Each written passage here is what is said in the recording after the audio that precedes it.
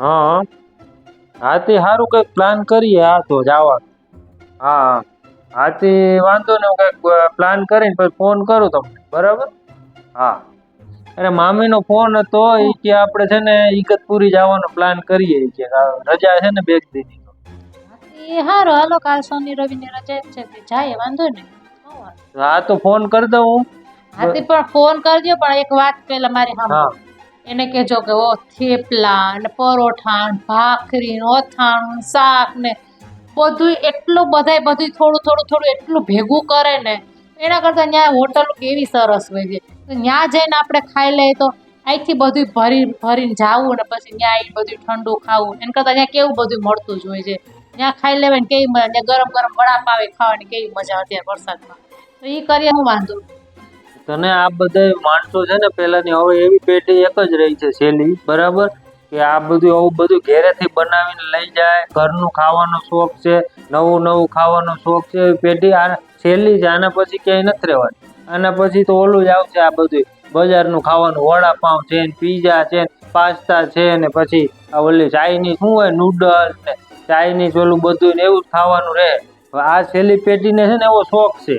અમે બધા એમ ફરવા જઈએ ને ભેગા તો બધાને છે ને કાંઈક ને કાંઈક નવીન નવીન ખવડાવવાનો શોખ છે. એટલે એ નવીન નવીન બનાવવા માટે છે ને સવારમાં આપણે 8 વાગે નીકળવાનું તો રાતે 4 વાગે ઉઠીને બનાવે. એને એવું પૈસાની ગણતરી ના આવે બહાર જઈને ખાવું આપણે એટલા પૈસા વપરાય પણ એને એવો શોખ જ છે એ પેઢીને કે આપણે છે ને કાંઈક ને કાંઈક આ બધાને નવું નવું એવું મને જે ફેવરેટ આવડતું હોય ને એ બનાવીને ખવડાવવું. એટલે એ બધા બનાવીને આ બધી મહેનત કરે. બાકી એને એવું કઈ ના હોય કે આપણે બહાર જઈએ તો બહાર ખાવું તો આપણા પૈસા વપરાય. અરે પણ કેટલું બનાવે કે વાત જવા દો આવા કેટલી ભાખરી બનાવે કેટલી પૂરી બનાવે કેટલા થેપલા બનાવે પણ પછી 2 દી સુધી જાય તો ભલે એકાદ બે ટાણું આપણે ઘરનું ખાઈએ એનો વાંધો ને પણ પછી 2 દી સુધી રોકાય ને જેટલા ટાણા એટલા ટાણા એ જ ખાશે કેમ કે આપણે એમ કે હાંજે બાર નહીં ને હજી તો થેપલા વધ્યા છે નહીં ને હજી તો પૂરી વધી છે નહીં હજી તો ભાખરી છે પણ એક ટાઈમ બરાબર છે હા 4 ટાણા એ જ ખાવાનું યાર. પણ હવે એટલી આઈટમ બનાવી હોય કે તમને કંટાળો જ ના આવે. તમે 2 દી સુધી ખાવ ને 20 જણા આવતા હોય ને તો 20 આઈટમ બનાવી હોય નવી નવી. તમે દર વખતે અલગ અલગ ખાવ ને એક એક વસ્તુ એની પાછી સ્પેશિયાલિટી હોય. આઈટમ જે બનાવીને લઈ આવી હોય ને એ આઈટમ તમને ભાવે જ એવી જ બનાવી હોય છે મસ્ત. તો પછી એમાં કંટાળો આવવાની વાત જ નથી આવતી કાંઈ.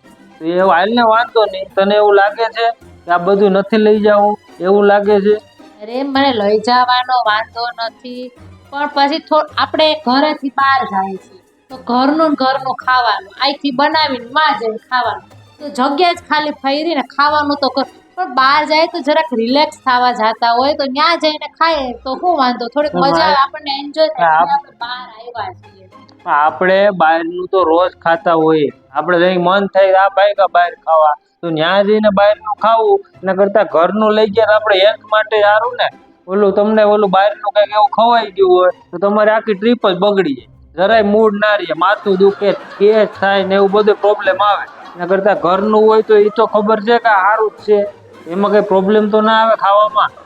હાથી સારું હાલો તો તું કેતી હોય તો હું ના પાડતો ફોન કરી. કાંઈ ના નથી પાડ્યો એવું હોય તો હું બનાવી પૂછી લેજો તો એવું હોય તો હું મેથી થેપલા કે ગળી પૂરી કે ગમે એ બનાવી સ્વીટ કાંઈ બનાવવાનું હોય કે પુલાવ કે એવું કાંઈ બનાવવાનું હોય તો કહી દેજો. હા તો તું આપણે બધા 20 જણા હોય એ પ્રમાણે તું બનાવજે બધા તો બરાબર. હા એટલે એ પ્રમાણે તું જે મેથી થેપલા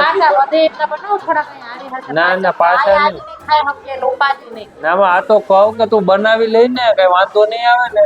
મને કોઈ જાતનો વાંધો ના આવે હું બધાનું વિચારી મને કાંઈ વાંધો નહીં હું અત્યારની પેલી જ પેઢી છું આ જમાનાની પેઢી નથી બરાબર. હા તે સારું હાલ વાંધો